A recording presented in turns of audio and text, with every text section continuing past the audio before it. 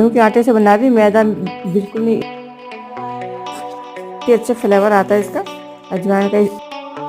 तो मैं तेल डाल रही हूँ, थोड़ा थोड़ा करके ये मुट्ठी बन रही है। और एक हमें सौंफ रखूँगी। इसके लिए फिलिंग तैयार करते हैं। धनिया डालेंगे, जीरा पाउडर, अदरक, लाल मिर्च अगर ज़्यादा खाते हो तो ज़्यादा देंगे।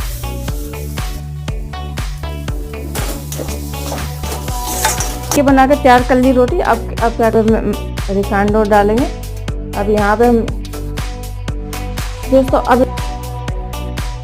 ये फ्राई करते समय काट देंगे। तो सब काट दिए। अब क्या करें, थोड़े से आटा छिड़क देंगे इसके ऊपर, जिससे कि चिपके कढ़ाई से वो करना कढ़ाई में चला जाएगा।